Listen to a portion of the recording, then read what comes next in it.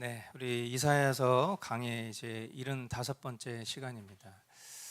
제가 횟수를 좀 세어 보니까 7주 정도면 이제 이사야서 강의가 끝이 나요.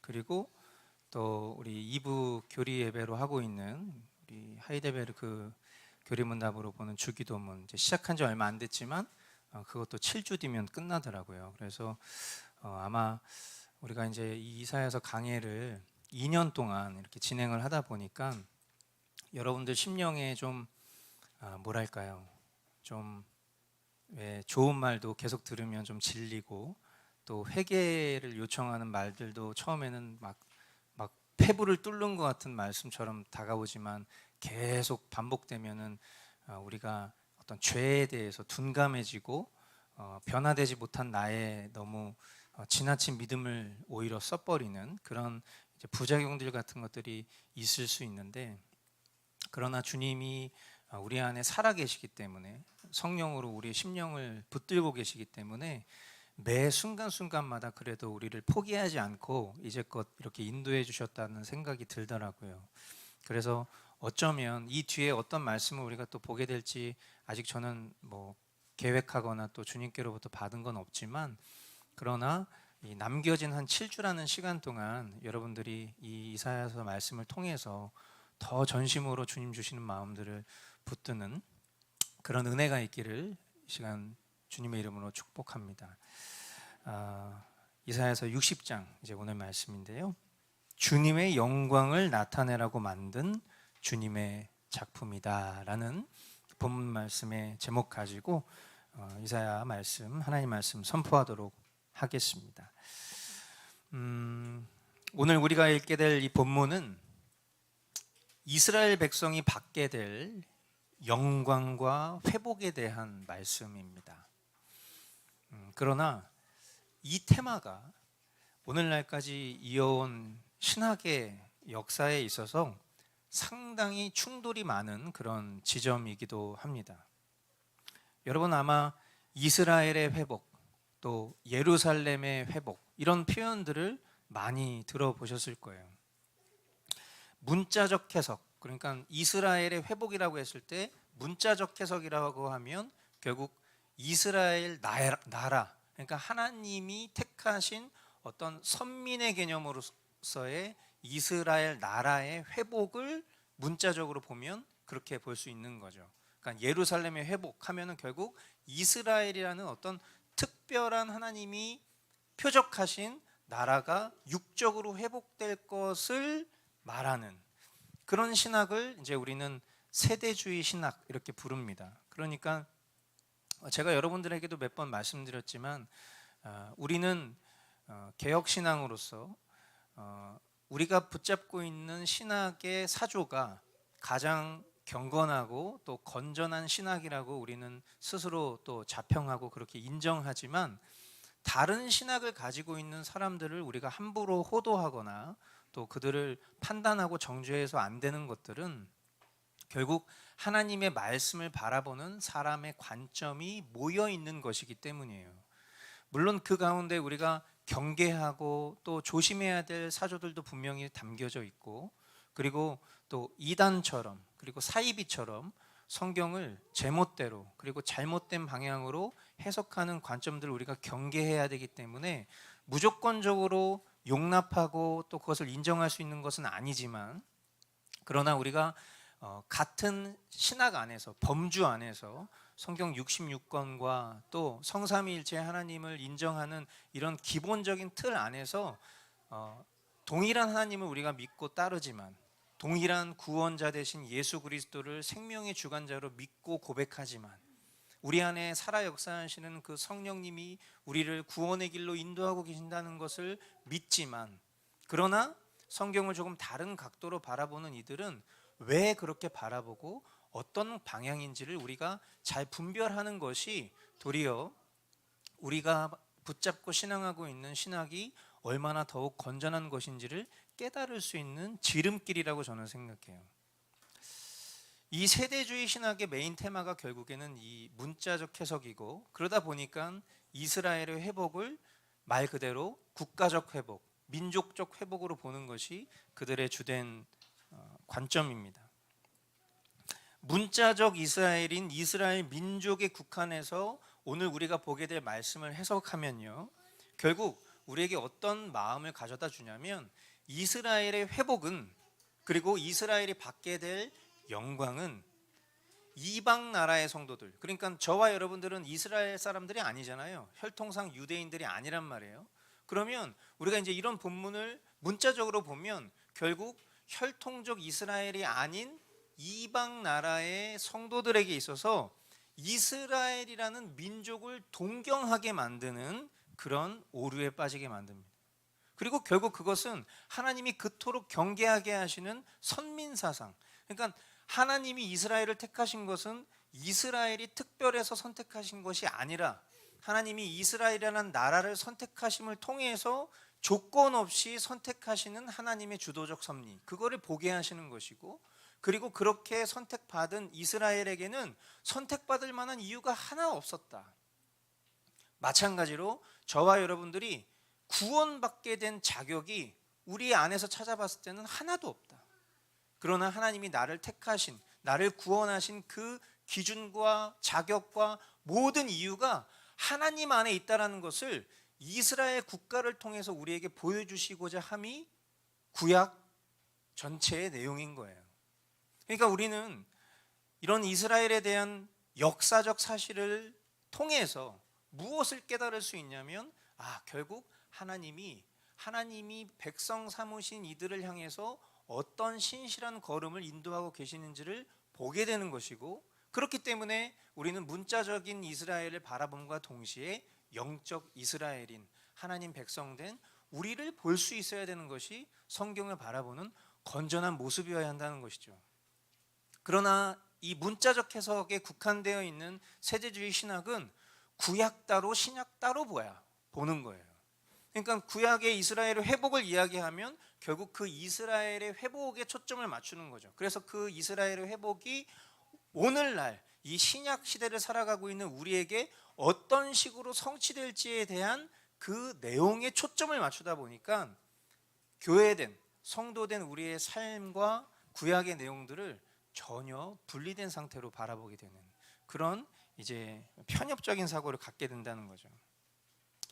저와 여러분들은 신약 성도입니다. 이것은 구약 성도들과 구별되는 의미에서 말씀드리는 게 아니에요. 지금 우리가 살아가고 있는 시간적 시점이 신약이라는 거예요. 그러면 신약 시대를 살아가고 있는 우리는 이미 완성된 성경, 66권의 성경을 우리는 다 역사적으로 꿰뚫을 수 있는 지점에 놓여 있다는 거예요. 그죠? 이사야 선지자가 이사야서를 쓸 무렵의 사람들은 그들이 붙잡고 있는 성경은 모세오경밖에 없었단 말이에요. 그런데 지금 우리는 성경 66권을 붙들고 있는 거예요. 그러면 하나님의 모든 시간적 역사와 더불어서 지금 우리가 살아가고 있는 현재를 이 66권을 통해서 볼 수 있는 특권을 갖게 되었다는 얘기예요. 그런 측면에서 우리는 앞서 말씀드린 것처럼 하나님이 이 이스라엘이라는 민족을 사용하셔서 하나님의 택하신 백성들을 어떻게 바라보시느냐, 그리고 어떻게 구원하시는가, 그리고 어떻게 회복시키시는지를 볼 수 있어야 된다는 거예요. 그러므로 오늘과 같은 본문의 말씀은 문자적으로 이스라엘 민족에게 해당하는 말씀으로 우리는 볼 수 있지만 1차적으로는 그렇죠. 그러나 더욱더 풍요로운 해석은 결국 하나님의 백성 전체를 가리키는 교회를 향한 말씀이다라는 것을 여러분들이 기억하시면서 그런 관점으로 오늘 본문의 말씀을 보도록 하겠습니다.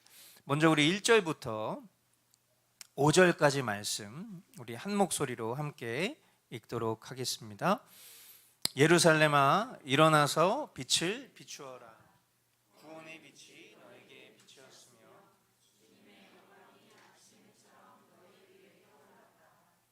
어둠이 땅을 덮으며 짙은 어둠이 민족들을 덮을 것이다. 그러나 오직 너의 위에는 주님께서 아침처럼 떠오르시며 그의 영광이 너의 위에 나타날 것이다. 이방 나라들이 너의 빛을 보고 찾아오고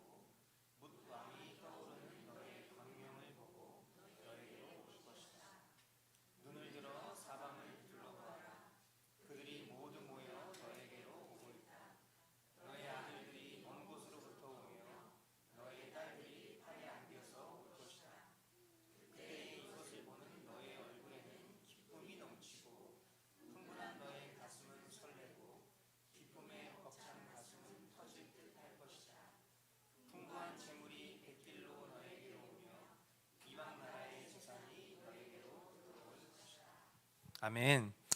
예, 이스라엘 백성은요, 장차 메시아의 구원의 빛을 받을 것이고, 그리고 그 받은 빛을 세상에 비출 것이다. 성경은 이렇게 예언하고 있습니다.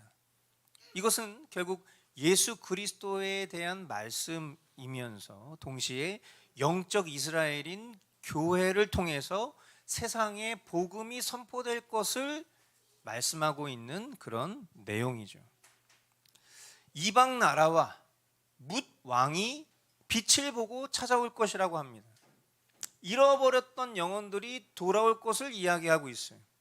열방의 풍요함과 물질적 풍부함이 이방인들의 구원을 암시하고 있는 그런 내용으로 보이고요. 결국 세계적으로 확장된, 결국 신약 교회를 상징하고 있는 그런 모습으로 우리는 이 본문을 바라볼 수 있는 것이죠. 그런데 여기서 하나 꼭 짚고 넘어가야 될 중요한 포인트가 있는데, 그것이 무엇이냐면 우리가 교회에 대해서 좀 오해를 하고 있는 부분들이 덜어는 있는 것 같아요. 구약은 이스라엘이고 신약은 교회, 이렇게 여러분들 혹시 생각하고 계신다면 그것은 잘못된 교회론이에요. 하나님은요, 구약 교회인 이스라엘 공동체를 통해서 하나님의 역사를 이루셨습니다. 그러니까 이스라엘 민족, 우리는 이렇게 인식하고 그렇게 표현하는 것이 우리에게는 쉽지만, 사실은 교회라는 관점에서 보면 교회는 말 그대로 에클레시아, 하나님의 백성들이 모인 그 공동체를 우리는 교회라고 부르잖아요. 그랬을 때 하나님이 선택하신 구약 이스라엘 민족 역시도 구약 교회인 것입니다. 그리고 그 구원의 빛이 확장되어서 이제는 그 하나님이 택하신 이스라엘을 뛰어넘어서 전 세계에 그리스도의 복음이 선포되고 그 예수 그리스도를 믿는 이들이 모인 교회가 결국 오늘날 우리가 신앙하고 있는 신약 교회 공동체가 된 거예요. 그러니까 교회란 단어는요, 이스라엘 공동체뿐 아니라 이스라엘을 제외한 이방 교회뿐만 아니라 교회는 결국 하나님의 백성들이 모인 공동체라는 관점에서 우리는 성경을 바라볼 수 있어야 한다는 거예요. 그러니까 구약과 신약을 이분법적 사고로 나누는 것이 제일 위험한 신학이에요. 구약의 이스라엘을 보잖아요. 저와 여러분들이 요즘 출애굽기 말씀을 뛰어넘어서 이제 레위기 말씀을 묵상할 때도 그것이 우리가 살아가는 삶의 방식과 그리고 율법에 대한 내용이 우리의 삶과 좀 차이가 있을지라도 우리는 그런 내용들을 보면서 자연스럽게 우리의 삶 속에 주님이 말씀하시는 것을 보고 깨닫게 되잖아요. 만약에 그것이 이분법적 사고로 바라보는 것이라면 저와 여러분들은 구약 볼 필요가 없는 거예요. 왜? 그것은 이스라엘 사람들의 얘기니까. 그러니까 하나님을 잘 알지 못하는, 그리고 이 기독교 신앙을 잘 알지 못하는 사람들 가운데에는 더러 이런 얘기하는 사람들이 있어요. 아니 왜 서양신을 섬겨? 이렇게 말하죠. 왜 다른 나라 신을 섬기냐는 거예요. 한국 사람들은 한국 신을 섬겨야 되는데 왜 이스라엘, 살면서 생판 한번 가본 적도 없고 들어본 적도 없는 그런 나라의 신을 왜 도대체 섬기는 거야? 이런 관점을 가지고 계신 분들이 제법 많거든요. 만약에 우리가 그렇게 생각해 보면 이스라엘이라는 나라의 신에 국한된 하나님을 믿는 것이에요. 그러니까 참 어떻게 보면 되게 안타까운 관점이지만 저와 여러분들은 그렇게 바라보지 않잖아요. 하나님은 한 하나님이세요. 하나님은 이스라엘의 하나님이 아니에요. 결국 이스라엘의 하나님, 야곱의 하나님, 이삭의 하나님이라는 표현은 결국 하나님이 택하신 자들의 하나님이라는 거예요. 저와 여러분들을 하나님이 택하셨다면 오늘 저와 여러분의 하나님이십니다. 머스트 공동체의 하나님이 되시는 거예요. 그러므로 우리는 구약을 바라볼 때에도 동일한 관점으로 볼 수 있는 은혜의 눈이 열려 있는 것이죠. 문자적 이스라엘과 영적 이스라엘에 대한 혼동을 하지 않을 수 있는 그런 지혜가 저와 여러분들에게 이미 있다고 저는 생각합니다. 그런 관점에서 계속 성경을 보겠습니다. 많은 낙타들이 너의 땅을 덮을 것이며 미디안과 에바의 어린 낙타가 너의 땅을 뒤덮을 것이다. 스바의 모든 사람이 금과 유황을 가지고 와서 주님께서 하신 일을 찬양할 것이다. 게달의 모든 양떼가 다 너에게로 모여들며 네가 느바요새 숫 양들을 제물로 쓸 것이다. 내가 내 성전을 이전보다 더욱 영화롭게 할 때에 이것들이 내 제단 위에 합당한 제물로 오를 것이다. 저기 구름대처럼 몰려오는 저 사람들이 누구냐? 제 보금자리로 돌아오는 비둘기처럼 날아오는 저 사람들이 누구냐? 너의 자녀들이 온다. 섬들이 나를 사모하며 다시스의 배들이 맨 먼저 먼 곳에 있는 너의 자녀들을 데리고 온다. 그들이 주 너의 하나님의 이름을 높이려고 이스라엘의 거룩하신 하나님께 드리려고 은과 금을 함께 싣고 온다. 주님께서 너를 영화롭게 하셨기 때문이다. 아멘. 결국 이 말씀의 성취를 우리는 뭘로 바라볼 수 있겠습니까? 하나님께서는 신약 교회를 물질적으로 풍요롭고 영광스러운 교회가 되게 하실 것으로 약속하시는 걸 보는 거예요. 장차 저와 여러분들이 천국에서 누릴 영광은 비교할 것이 아무것도 없어요. 이 세상을 살아가면서 우리가 쫓고 구하는 그런 모든 물질적인 번영이나 세상적인 성공도 우리가 장차 천국에서 경험하게 될 영광과 비교할 수 없는 아주 하등한 것들이죠. 그러나 성경을 보면 많은 이방인들과 그 자녀들이 신약 교회 안으로 들어와서 그들이 헌신한다. 그들이 수많은 재물을 내어드린다. 이것이 상징적 해석이든 아니면 문자적 해석이든 간에 분명한 것은 풍요로움이 있다라는 거예요. 하나님의 백성들이 누리는 풍요로움이. 그러니까 결국 우리는 이것을 건강한 관점으로 보면 이생의 복도, 그러니까 저와 여러분들이 살아가면서 경험하는 그런 이생의 복들도 하나님께로부터 왔다라는 것을 우리가 믿고 인식하면 우리의 삶을 참 풍요롭게 만드는 것이라는 것을 우리는 이 말씀을 통해서 다시 한번 깨달을 수 있는 것입니다. 그런 의미에서 얼마 전 제가 공동체와 공유했었던 복에 대한 개념을 다시 한번 우리가 떠올려 보기를 원합니다. 성경이 말하는 복을 뭐라고 정리했습니까? 보시면 복은 누가 누리는 거예요? 구원받은 자들이 누리는 거예요. 그러니까 구원받지 못한 사람들에게 아무리 복이 임해도 그 사람들은 그것을 누릴 수 있는 방법을 모른다는 거예요. 우리가 생각하는 복이 뭡니까? 저와 여러분이 생각하는 복이 뭐예요? 아마 여러분들은 예수 그리스도예요, 구원이요, 이렇게 얘기하실 거예요, 분명히. 그러니까 이게 참 주입식 교육의 폐해이기도 하고 장점이기도 한 것 같아요. 어쨌든 우리는 정답을 벗어나지 않고 있으니까. 우리에게 있어서 가장 큰 복은 말 그대로 예수 그리스도이십니다. 아멘. 그러나 그것이 복의 근원이고 복의 끝이라면 그 안에 담고 있는 수많은 복들이 있을 거 아니에요. 그렇죠? 우리가 뭘 좋아하죠? 돈 좋아하잖아요. 그렇죠? 돈을 좋아하는 게 잘못된 거예요? 바른 거예요?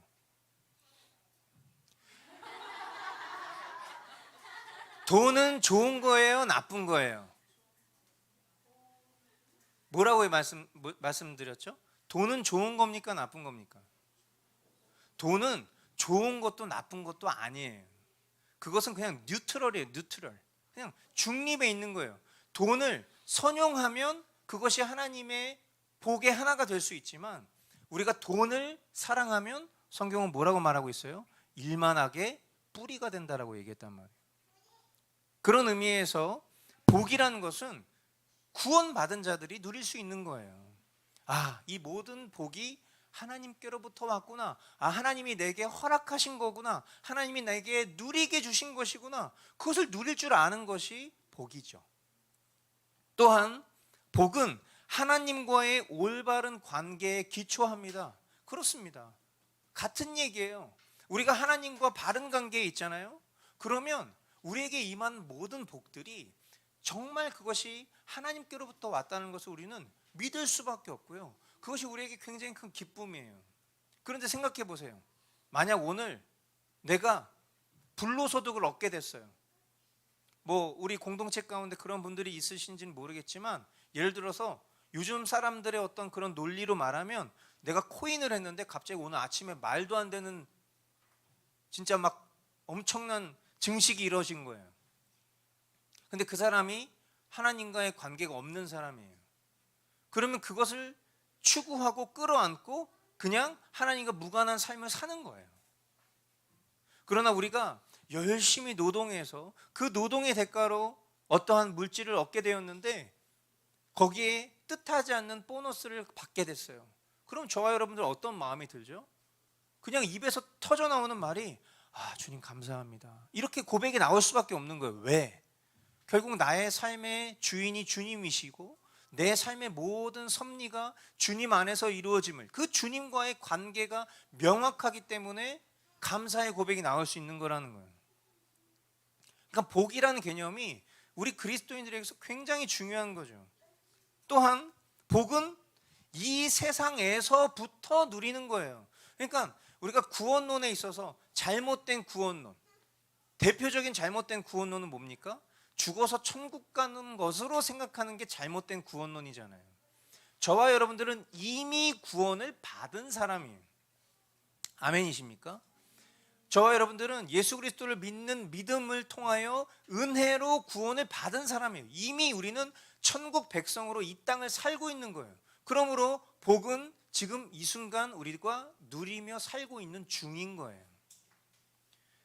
이런 관점이 왜 중요하냐면, 어떤 분들은 이 땅에서 살아가는 삶을 부정하시려는 분들이 있어요.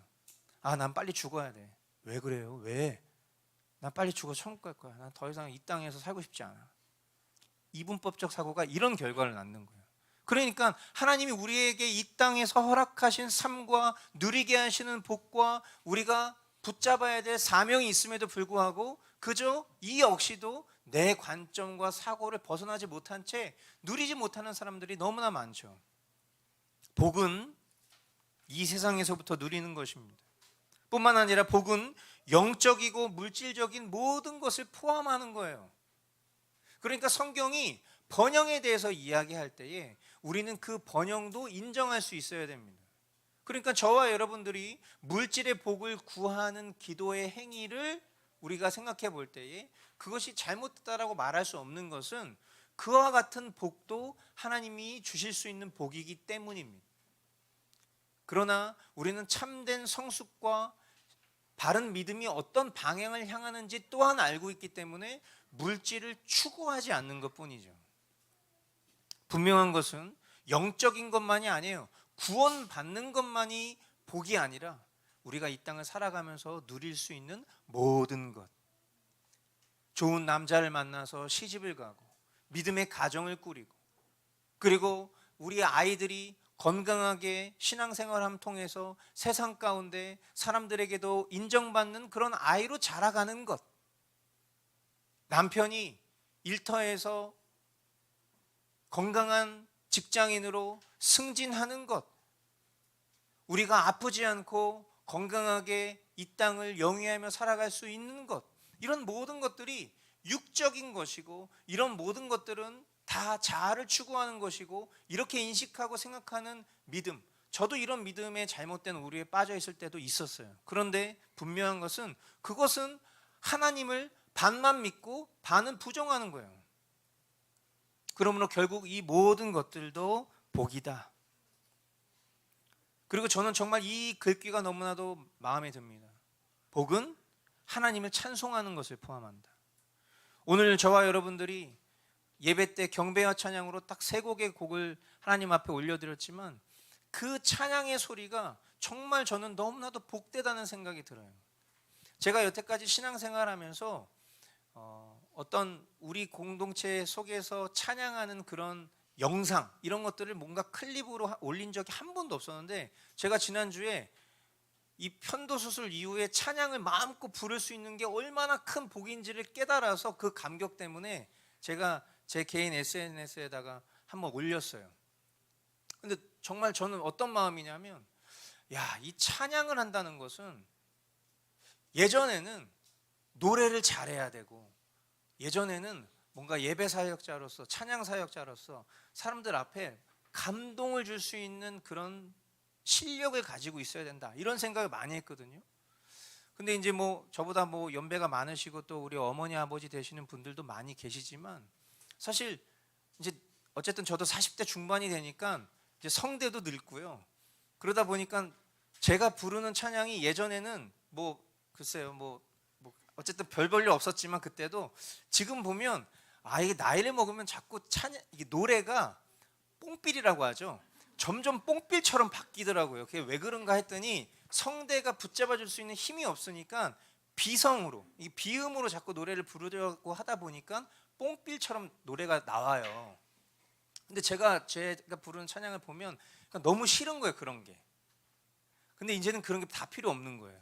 그냥 하나님을 찬양할 수 있는 것만으로도 얼마나 감사한 일인가 체감하는 거죠. 저와 여러분들이 하나님을 찬양할 수 있는, 하나님을 찬양하는 건 누가 하는 거예요? 하나님의 백성만 할 수 있는 거예요. 얼마나 큰 복인지 모릅니다. 또한 최고의 복은 하나님 자신이고 그분의 임재 자체다. 아멘이시죠? 결국 우리의 추구해야 될 그 복의 근원이 하나님이시다라는 것을 인정하는 것. 끝으로 완전한 복은 장차 임할 하나님 나라에서 실현된다. 이런 정의가 가능한 것은 사람이 만들어낸 게 아니에요. 정리를 사람이 했을 뿐이지, 결국 이런 정의들은 성경이 기록하고 있는 말씀들, 특별히 오늘 우리가 보고 있는 본문의 말씀 속에서도 이와 같은 정의를 담아서 말씀하고 있다는 거예요. 바라기는 저와 여러분들이 이 생의 복을 풍성히 누릴 수 있기를 바랍니다. 뿐만 아니라 내세의 복을 소망하는 삶을 살기를 원합니다. 아멘. 그리고 결국 우리에게 남는 것은 복의 근원이 되신 하나님으로만 만족할 수 있는 심령이 되기를 주님의 이름으로 축원드립니다. 10절로 14절까지 말씀 우리 한 목소리로 함께 보도록 하겠습니다. 이방 자손이 너의 성벽을 쌓으며 그들의 왕들이 너를 섬길 것이다. 그러므로 내가 중노하여 너를 쳤으나 이제 내가 너를 베풀어서 너를 불쌍히 여기겠다. 너의 성문은 언제나 열려 있어서 강간처럼 닫히지 않을 것이다. 이방 나라의 재물이 이 문을 지나 너에게로 오며 이방 왕들이 사로잡혀서 너에게로 끌려올 것이다. 너를 섬기지 않는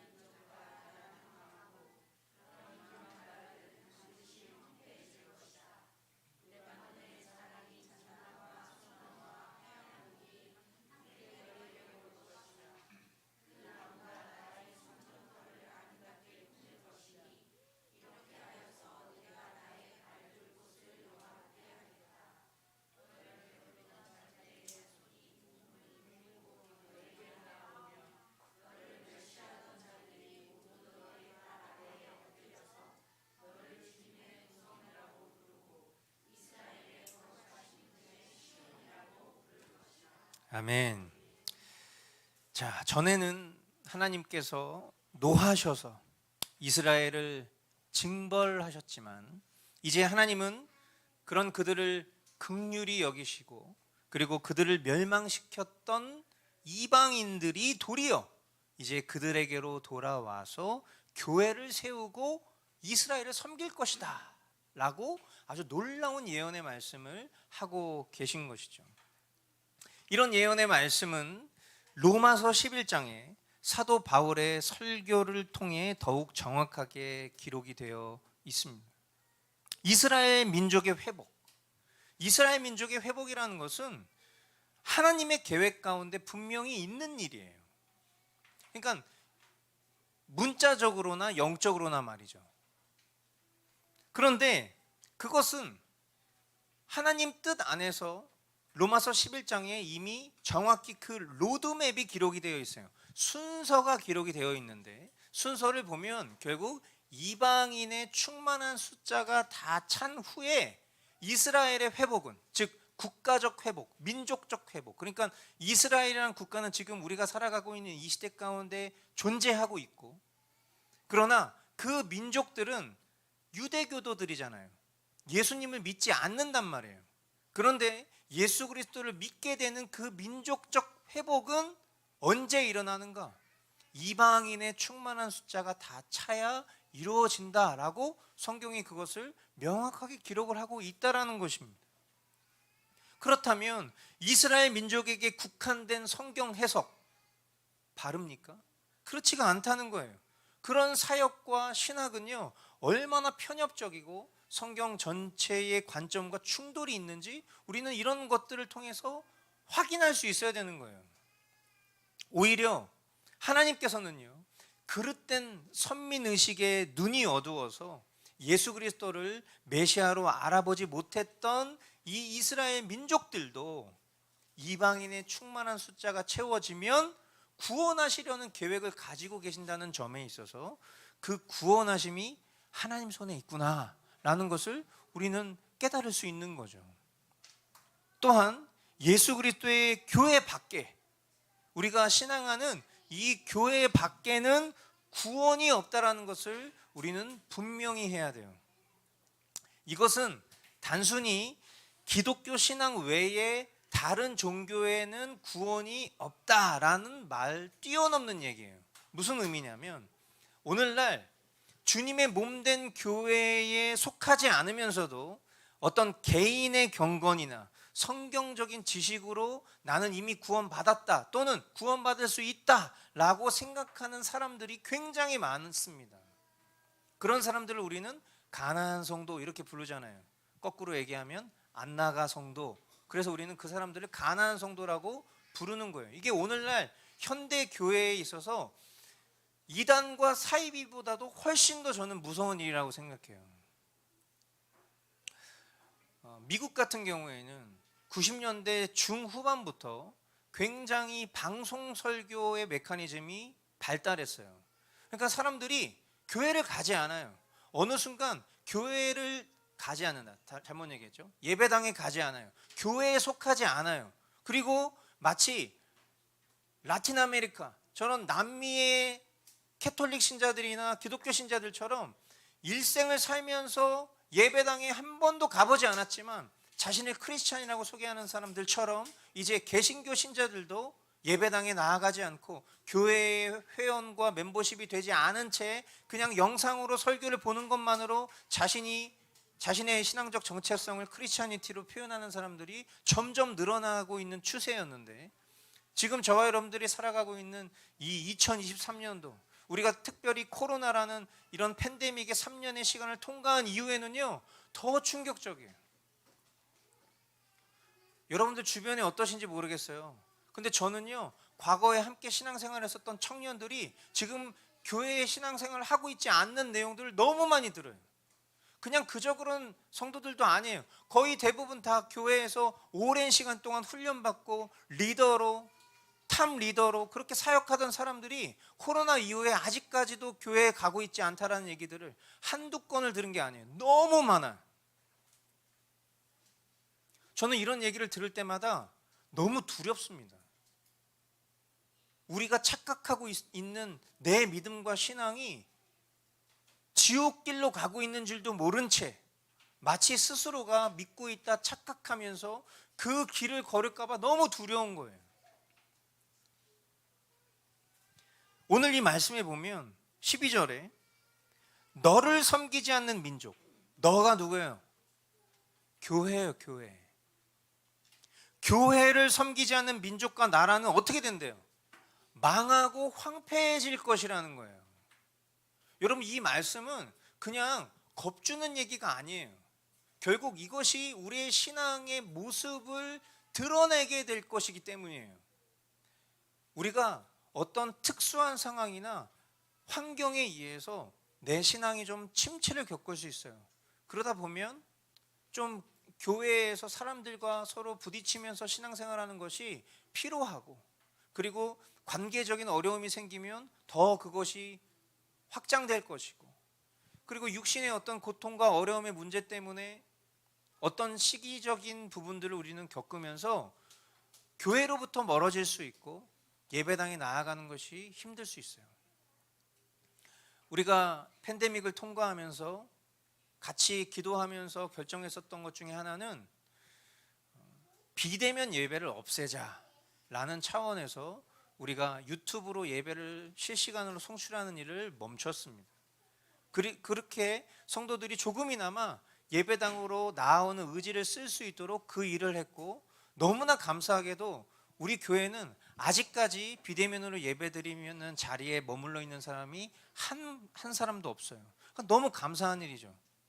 그래서 어떻게 했냐면요, 지지난주부터는 다시 라이브 영상을 송출하기 시작했어요. 어떤 의미로? 결국에는 교회로 돌아와야 되는 불신자 또는 지금 교회를 찾고 있는 사람들을 위해서 라이브 영상을 다시 송출하기 시작했어요. 지금 이 순간, 지금 이 예배가 누군가에 의해서 시청되고 있을 거예요. 이것이 이제 전도의 목적으로 그 일이 이루어지고 있다라고 생각하는 거예요. 더 이상 우리 교우들에게 있어서 이것이 내일의 신앙으로 미루는 일을 하지 않을 것이라는 확신이 있기 때문이죠. 그런데 우리가 보면 의도적으로 내 믿음의, 내 신앙의 그런 어떤 수준을 스스로가 너무 높이 평가한 나머지 나는 교회 가기 싫어, 나는 교회 가지 않아도 돼, 나는 나 혼자서도 그렇게 예배할 수 있어 라고 생각하는 사람들이 있다는 것은 참 두려운 일인 것 같아요. 왜냐하면 성경은 그런 이들이 망하게 될 것이고 황폐해질 것이라고 엄중하게 말씀하고 있기 때문이에요. 이것을 거꾸로 생각해보면 이런 거예요. 내가 지금 망하고 있어요. 내가 지금 황폐해지고 있어요. 그 이유가 뭘까? 그 이유 중에 하나가 주님의 몸된 교회를 섬기지 않고 있기 때문이다라고 우리는 대답할 수 있어야 되는 거예요. 왜냐하면 그것이 성경적이니까. 결국 이건 뭡니까? 하나님의 뜻과 다르게 신앙하는 거예요. 하나님은 저와 여러분들을 주님의 핏값으로 세운 교회를 통해서 신앙생활을 할 수 있도록 우리를 인도해 주셨어요. 우리 각 사람이 하나님과 1대1의 신앙으로 그렇게 신앙생활해도 되잖아요. 그러면 교회라는 공동체를 우리에게 허락하실 이유가 없었어요. 그런데 주님은 핏값으로 사신 교회라는 표현까지, 그리고 신부된 교회라는 표현을 쓰시면서까지도 주님은 우리를 공동체적 신앙으로 묶어주셨습니다. 그리고 그 유익은요, 그것을 통해서 얻어지는 부작용보다 비교할 수 없을 만큼 크다는 사실을 우리는 깨달아야 돼요. 그러나 저와 여러분들은 이미 그것을 익숙하게 경험하고 있기 때문에 그 유익이 얼마나 큰지 모를 수도 있어요. 그러나 우리에게 지난 3년이라는 이 팬데믹의 시간들을 통해서 우리는 그것을 뼈저리게 느꼈잖아요. 집에서 영상으로 예배하면서 줌으로 서로 인사하겠습니다 막 하면 막 끊겨, 약간 막 끊기고, 막 사람들 막 그냥 내 마음과 모든 정신 상태와 또 육신의 어떤 상태가 하나님 앞에 나아가는 것들이 너무 매너리즘에 빠질 수밖에 없는 그런 시대를 통과하면서 우리는 이 예배당에 모여서 함께 신앙생활하는 것이 그냥 단순히 종교생활이나 또는 나의 만족을 위한 것이 아니었구나라는 것을 뼈저리게 느꼈단 말이죠. 그러니까 하루라도, 한시라도 빨리 예배당에서 예배하고 싶었던 마음이, 저는 그것이 하나님의 백성된 반증이라는 생각도 들어요.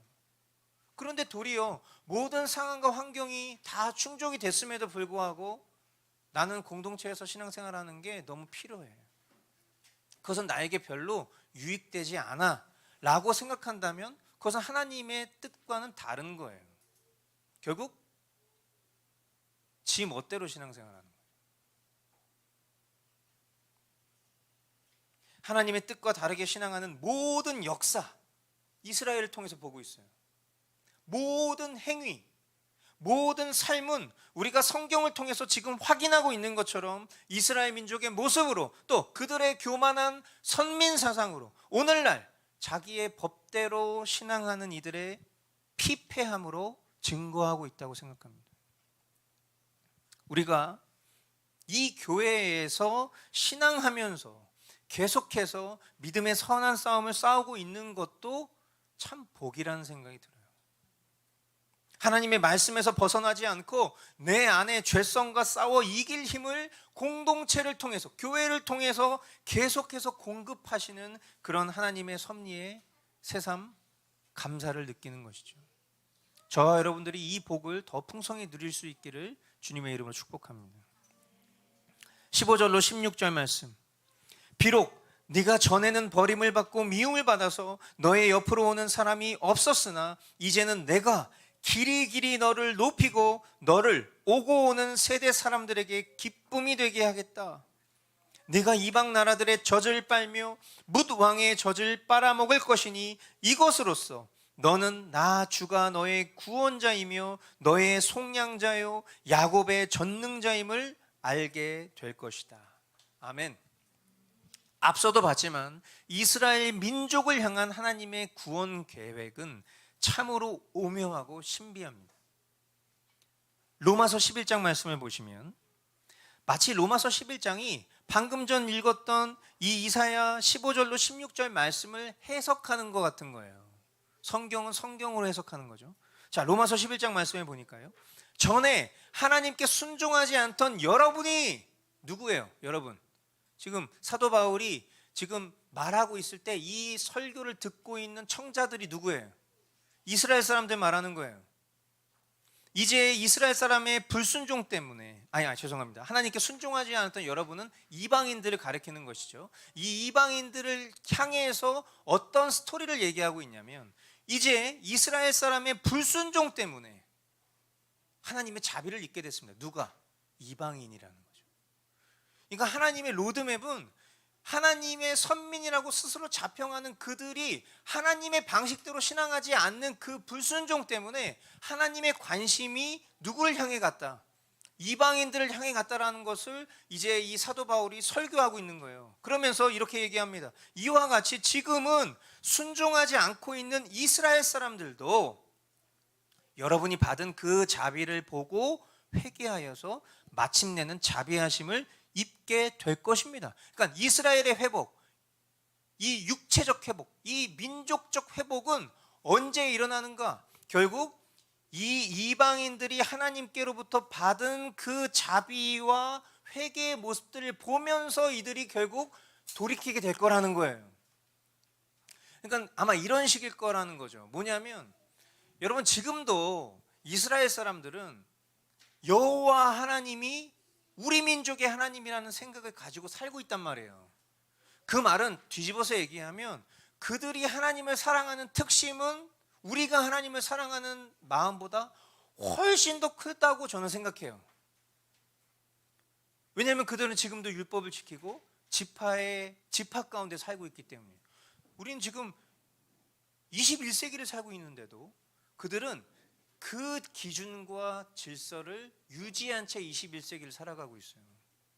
그러니까 하나님을 사랑하는 특심은 말로 표현할 수 없단 말이죠. 그런데 이들의 눈이 어두워져서 그 하나님 사랑의 본체이신 예수 그리스도를 붙잡지 못하고 있어요. 그런데 그들이 예수 그리스도를 그들이 그토록 바라고 원했던 메시아라고 붙잡을 수 있는 순간이 언제냐면 결국 질투예요. 어떤 질투? 그들이 믿고 섬기는 하나님이 우리를 사랑하시는, 우리만 사랑하시는 분이라고 생각했던 그 관점이 허물어지고 그 모든 사랑이 우리가 그토록 무시하고 하등하게 여겼던 이방인들에게 충만하게 임하는 그 모습을 깨닫게 될 때 그들 안에 통곡하는 회개가 일어날 거라는 거예요. 사람의 힘으로는 할 수 없어요. 물론 저와 여러분들이 예를 들면 태국에 있는 영혼들을 위해서 우리가 전도하고 기도하는 것처럼, 또 우리 직장에 있는 동료들을 위해서 기도하고 전도하는 것처럼, 불신자인 우리 가정의 누군가를 위해서 기도하고 전도하는 것처럼 복음을 전하는 대상으로 이스라엘 사람들을 위해서 기도하고 그들에게 복음 전하는 사역을 하는 것은 아주 가치 있는 일이란 말이에요. 그런데 이스라엘의 회복을 위해서 마치 유대인과 같이 되고 싶어서 1년에 막 2차례씩 절기 때마다 거기 가서 그들의 어떤 절기의 관습과 문화 속에서 예배하고 기도하는 행위로 그들이 회복할 수 있을 거라고 생각하는 것은 성경을 제대로 바라보지 못하는 태도라는 거죠. 그러니까 세대주의에 빠진 분들은요, 비현실적 사고방식에 사로잡혀서 본인이 하고 있는 모든 일들 다 그만둡니다. 그리고 어떻게 해서든지 1년에 한두 번은 마치 성지순례 하듯이 이스라엘 무조건 가야 되는 거예요. 그래서 거기 가서 그 벤유다 거리에 가서 기타 치면서 찬양하고 깃발 흔들어야 회복될 거라고 생각하는 거예요. 그러니까 너무 통탄할 일이에요. 그런데 저는 그것도 우리는 존중할 수 있어야 된다는 생각을 아까 서두에 말씀드린 거예요. 왜냐하면 하나님은 하나님 주도적으로 일을 하시거든요. 하나님의 백성들이 우둔하고 미련하다고 하나님은 내치지 않으세요. 도리어 우둔하고 미련한 사람들을 판단하고 정죄하는 이들을 오히려 책망하실 수 있죠. 그래서 우리는 그런 신학적인 관점을 너무 우월한 것으로 또 내 소유인 것으로 생각하는 마음을 빨리 버려야 돼요. 제가 왜 이런 말씀을 드리냐면 제가 그런 사람이기 때문이에요. 제가 신앙하면서 겪었던 일들과 또 동역자와의 헤어짐, 이런 모든 것들, 제 신앙의 사고방식의 체계 가운데에서 제가 개혁주의 신학을 붙잡을 수밖에 없었던 그 원동력도 결국은 세대주의와의 싸움 때문에 일어난 일들이었기 때문에 예전에는 얼마나 그것을 조롱하고 비난했는지 몰라요. 성경을 반만하는 사람들, 자신의 뜻대로 신앙하고 싶어하는 사람들. 그런데 그런 나는 괜찮냐는 거예요. 성경적인 지식과 아무리 건전한 신학을 가지고 있은들 사랑이 없으면 다 필요 없는 거예요. 내가 하나님 자리에서 누군가를 판단하는 순간 나는 더 큰 죄를 짓고 있다는 것을 몰랐던 거죠. 그래서 지금은요, 그조차도 하나님을 사랑하는 특심이라고 인정하고 싶어요. 세대주의 신학에 빠져 있는 사람들도요. 그것이 뭐 다른 구원자를 믿거나 다른 하나님을 섬기는 건 아니니까. 하나님의 뜻을 우리는 알고 있다 하지만 우리는 알고 있으면서도 지키지 못하는 불순종이 있는데 하나님의 뜻을 제대로 깨닫지 못해서 잘못된 순종을 하고 있는 것과 무슨 차이가 있겠어요? 결국은 무지한 사람들의 세계관, 그 사고 속에서 일어나는 그냥 연약함과 허물일 뿐이라는 거죠. 그래서 우리는 그 정도를 용납할 수 있는 그런 관용과 사랑이 우리에게도 필요하다는 생각이 듭니다. 그러나 분명한 것은 이 말씀에서 이야기하고 있는 로드맵은 결국 여러분이 받은 그 자비를 보고 회개하여 마침내는 자비하심을 입게 될 거라는 거예요. 누가? 이스라엘 민족이. 하나님께서 모든 사람을 순종하지 않는 상태에 가두신 것은 그들에게 자비를 베푸시려는 것입니다. 하나님의 부유하심은 어찌 그리 크십니까? 하나님의 지혜와 지식은 어찌 그리 깊고 깊으십니까? 그 어느 누가 하나님의 판단을 헤아려 할 수 있으며 그 어느 누가 하나님의 길을 더듬어 찾아낼 수 있겠습니까? 아멘. 이 말씀을 통해서 우리가 붙잡아야 될 것은 뭐 세대주의와 어떤 신학적인 그런 디바인 나누고 뭔가 그 속에서 판단하고 정죄하고 뭐 그걸 내가 잘 내 머릿속에 지식으로 정리해 놓고 그거 아니에요. 우리가 이 말씀을 통해서 붙잡아야 될 것은 나만 잘하면 돼. 그러니까 내가 해야 될 게 뭔지 하나님 앞에서 그거 헤아리는 것이 지혜거든요. 다른 사람 뭐 하고 있는 것 같고 시시콜콜 얘기할 필요 없어요. 그냥 내가 이 말씀을 통해서 하나님 나에게 붙잡게 하시는 게 뭐지? 간단합니다. 그것은 우리가 하나님의 계획에 동참하는 이들로 살아야 한다는 거예요. 이 말씀을 통해서 우리가 붙잡아야 될 것은 하나님의 계획에 동참하는 나로 살아야 되겠구나. 그거 붙잡는 거예요. 자, 그렇다면 우리가 동참해야 될 하나님의 계획이 뭡니까? 그것은 하나님께서 허락하신 복을 누리며 사는 것입니다. 하나님의 계획은 하나님이 우리에게 누리게 하신 복을 우리가 누리며 사는 거예요. 그게 계획이에요. 여러분, 저와 여러분들은 죄 가운데서 태어났습니다. 그런데 그리스도로 거듭나게 하셨어요. 예수 생명이 됐단 말이에요. 그것은 무슨 것을 의미합니까? 저와 여러분들은 하나님의 것을, 하늘의 것을 소유한 백성이 되었다는 거예요. 그 말인즉슨 우리가 지금 이 땅을 살아가는 이 세상 가운데서도 그 복을 누리게 하시고 계신다는 거예요. 우리가 하나님이 주신 복을 빠짐없이 풍성히 누릴 수 있는 것, 그게 영성이에요. 영성은 거룩한 척하는 게 영성이 아니라 하나님이 나에게 누리게 하신 복을 다 받아 먹을 수 있는 게 영성이에요. 실력이에요. 그게 스피리추얼 파워예요. 그게. 자, 저와 여러분들이 하나님이 우리에게 주신 그 복을 막 누리잖아요. 그럼 어떻게 됩니까? 이 말씀대로라면요, 우리를 보고 나도 하나님 믿고 싶은 사람들이 생기는 거예요. 내가 누리며 살아가는 그 모습을 보면서 영적인 심령의 변화를 촉구를 받게 되는 영혼들이 생긴다는 거예요. 본문에서는 그것을 이스라엘 민족으로 표현하고 있는 거죠. 이방인들이 하나님의 복을 누리는 모습을 보면서 저 복은 우리만 누리는 복인데 어찌 저들이 저렇게 우리보다 더 누리고 있지? 우리가 뭔가 잘못 알고 있구나, 우리가 뭔가 잘못 깨달았구나, 그 민족적 회개가 일어날 것에 대해서 예언하고 있는 것처럼 저와 여러분들이 이 땅을 살면서 하나님께로부터 받은 그 복을 우리가 풍성히 누리잖아요. 그러면 결국 그 모습을 통해서 우리에게 희망을 묻는 사람들이 생기죠. 여러분, 그것을 우리가 때로는 오해해서 그 복을 우리가 물질적인 풍요, 세상적인 복으로 사람들에게 복을 증명하려 해요. 그래서 저는 개인적으로 우리 그리스도인들이 별로 쓰지 않았으면 하는 표현 중에 하나는 뭐냐면 영향력이라는 표현이에요. 선한 영향력, 이런 표현. 저는 이 표현 속에 굉장한 오해를 줄 수 있다고 생각해요. 사실 우리는 영향력을 발휘할 수 있는 존재가 아니에요. 성경은 우리를 본질상 진노의 자식이라고 말하고 있고요, 우리 스스로도 알아요. 우리가 성령님께 집중하지 못하잖아요. 그럼 우리는요, 선한 영향력은커녕 가만히 있으면 중간이라도 가는 그런 수준이에요. 그런데 사실 선한 영향력이라는 것은 우리 안에 살아계신 주님으로 드러나는 것입니다. 그런데 이것을 사람들은 오해해요. 그래서 내가 세상에서 높은 지위가 돼야 영향력을 발휘할 수 있을 거라고 말해요. 내가 물질의 복을 많이 받아야 그 물질의 복을 많이 받는 것을 사람들이 보고 나도 너처럼 하나님 믿어서 그런 복 받고 싶어 라고 생각해요. 내가 직장에 나가서 일을 탁월하게 잘하는 그 모습을 보면서 사람들이 야, 넌 어떻게 그렇게 일을 잘해? 나 하나님 믿어. 아, 진짜? 나도 하나님 믿고 싶어. 우리는 이런 그림을 상상한다고요. 그거 뒤집으면 만약에 우리가 세상에서 높은 지위를 갖지 못하면 우리는 하나님이 영광 가리는 사람 되는 거예요. 우리는 세상에서 일 못하고 찌질해지잖아요. 그럼 하나님에게 인정받지 못하는 사람 되는 거예요. 돈 없잖아요. 하나님이 영광 가리는 거예요. 이런 오류를 낳는 거죠.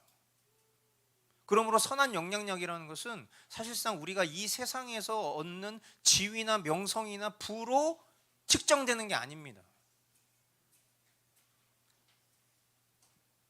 물질적인 풍요와 세상의 복은 영적인 복을 담아낼 수 없어요.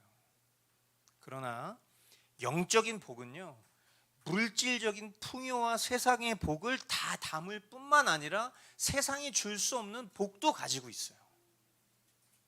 그런 의미에서 하나님의 백성된 저와 여러분들은 세상이 줄 수 없는 복을 소유한 이들로서 우리가 자랑해야 될 것은 바로 그겁니다. 그것이 우리 육신의 눈으로는 볼 수 없어요. 하지만 하나님이 계획하셔서 우리 주위에 심어 놓으신 이웃을 통해서 그 복을 자랑하게 하실 거라고 저는 확신합니다. 분명 저와 여러분들이 하나님의 그 복을 풍성히 누리면서 오늘 나의 삶의 주인이신 하나님 앞에 살아가고 있다라는 그 경외함을 붙잡고 살아가잖아요. 그러면 세상 속에서의 어떠한가 상관없이 하나님은 그런 나를 통해서 누군가에게 복음을 전하게끔 계획하셨기 때문에 우리 주위에 근데 이사가 너는 도대체 어떤 뭐 때문에 그렇게 살고 있는 거야? 이 질문하는 사람들이 나타난다니까. 이사 형제가 뭐 180이 넘고 잘생기고 몸이 좋고 신앙이 좋고 그래서 지금 영향력을 행사하며 살아가는 게 아니에요. 그 안에 담겨져 있는 영성이죠. 예, 가족들이 인정하지 않고 있습니다. 집에서 잘 살아야 돼. 예, 미안해요. 나도 나로 예를 들고 싶었는데 자신이 없어서 희생 제물로. 예. 여러분 기억하십시오. 저와 여러분들에게 반드시 소망의 이유를 묻는 사람들이 등장할 거예요. 그런데 그 소망의 이유를 물으려면 저와 여러분들이 하나님 주신 복을 누리며 살아야 돼요. 자꾸 말로 하려고 하면 안 돼요. 자꾸 막 설득하려고 하면 안 돼요. 영적인 눈이 닫혀 있어요. 영적인 귀가 닫혀 있다고. 근데 자꾸만 내가 받은 복을 자꾸 막 주입하려고 하고 막 말하려고 하잖아요. 그러면 거부 반응밖에 일어나지 않아요. 왜 그렇습니까? 시간이 없다고 생각하기 때문에. 내 편에서 지금 얼마 안 남았어.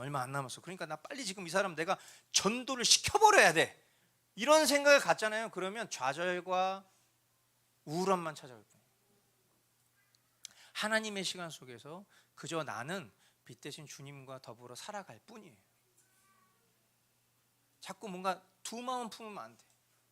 선행을 하고 나서 내 마음 한켠에 이렇게 하면 이 사람이 뭔가 선한 영향력을 받겠지.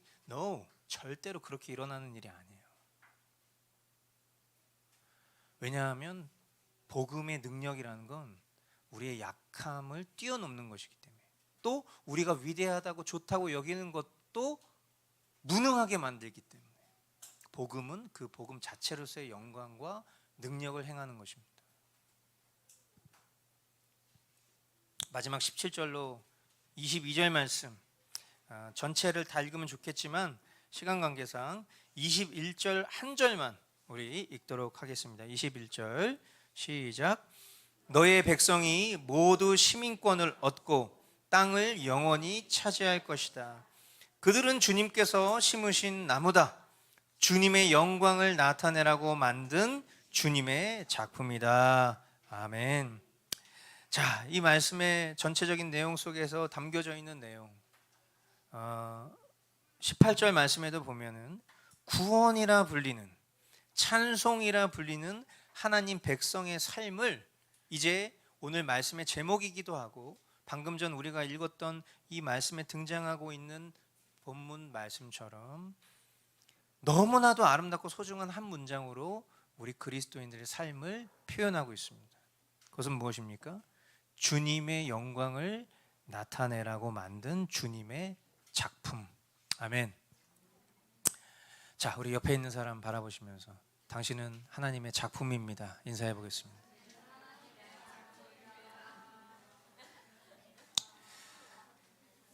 제가 예전에요, 이제 뭐 수천 명이 모이는 그런 예배 단체에서 사역했을 때 주로 오프닝하고 광고 시간에 나가서 멘트하는 일들을 많이 했었어요. 그래서 제가 이제 광고 시간이 딱 되잖아요. 그럼 이제 주님께 영광의 박수 올려드리겠습니다 하면 사람들이 막 박수 친다고. 그럼 이제 옆에 계신 분 바라보시면서 당신은 하나님의 작품입니다, 인사하겠습니다. 그럼 이제 막 인사를 하는데 표정이 안 좋아.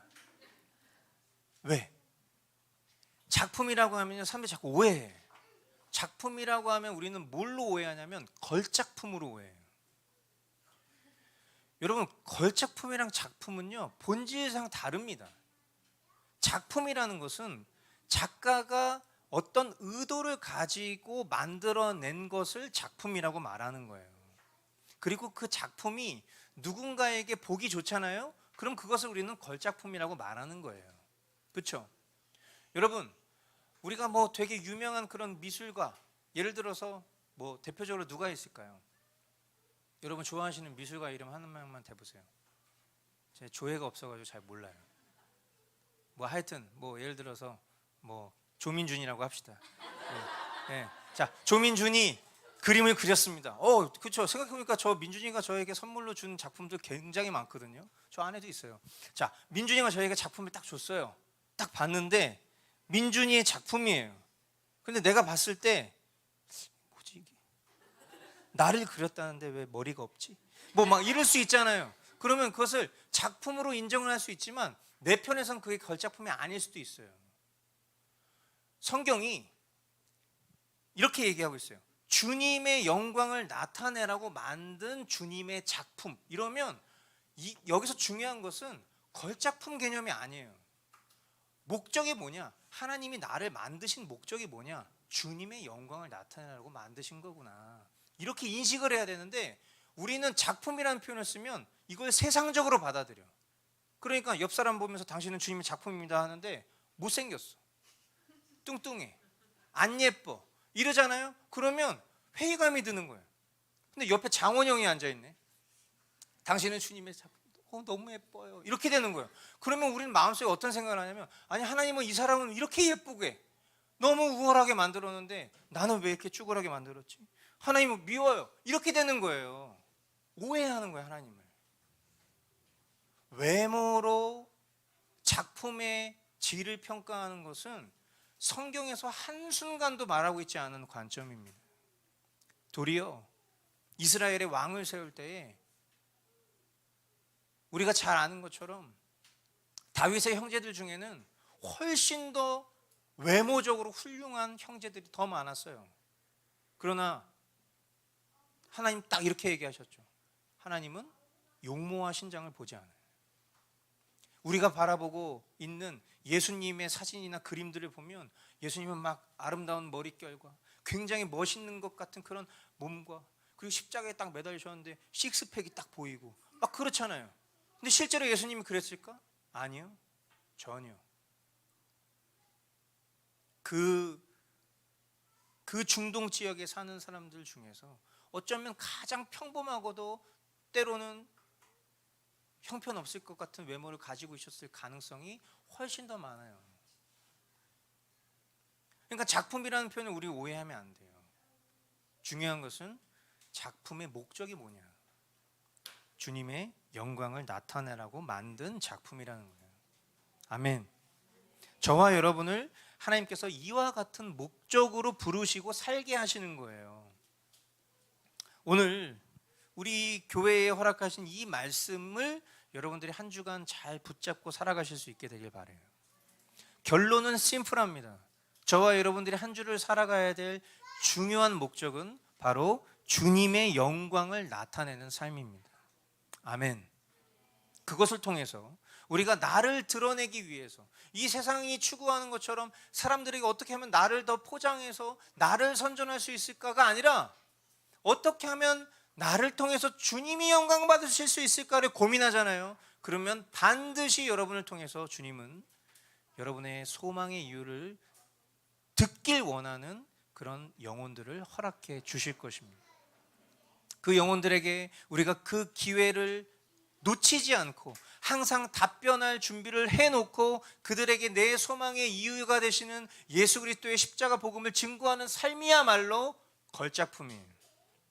저와 여러분들이 그런 주님의 작품으로 살아가는 은혜가 있기를 주님의 이름으로 축복합니다. 네, 우리 이 시간 오늘 주님 주신 말씀 붙잡고 우리 기도하겠습니다. 오늘 말씀을 생각해 보면 주님은 이스라엘이라는 한 민족을 통해서 하나님이 어떤 관점으로 그들을 바라보시는지, 또한 그들을 어떻게 생명의 길로 인도하시는지, 그리고 늘 하나님의 말씀을 거역하고 패역한 그런 이스라엘 민족을 통해서 하나님은 어떻게 진리의 빛을 이 세상 가운데 비추려 하시는지를 우리에게 가르쳐 주시고, 동일한 시각으로 오늘을 살고 있는 하나님의 성도된 주님의 몸된 교회된 우리 한 사람 한 사람을 통해서 하나님은 이 세상 가운데 그 하나님의 빛을 비추기를 원하신다는 말씀 우리에게 주고 계십니다. 한 주를 살아가면서 비록 우리가 살아가는 일상이 참 이와 같은 일들이 이루어질 수 있을까 우리 스스로 한탄하고, 또한 벌써부터 포기하고 싶은 마음이 들 수도 있지만, 그러나 오늘 주님이 우리에게 허락하신 이 말씀이 결코 우리에게 우연이 아니에요. 우리에게 살게 하시는 살아계신 하나님의 말씀임을 기억할 때에, 사랑하는 주님, 오늘 우리에게 허락하신 이 말씀 따라 주님의 영광을 나타내려고 만든 주님의 작품으로 우리 모두가 살아갈 수 있도록 은혜를 허락하여 주시옵소서. 우리 이 시간 합심으로 함께 기도하며 나아가도록 하겠습니다.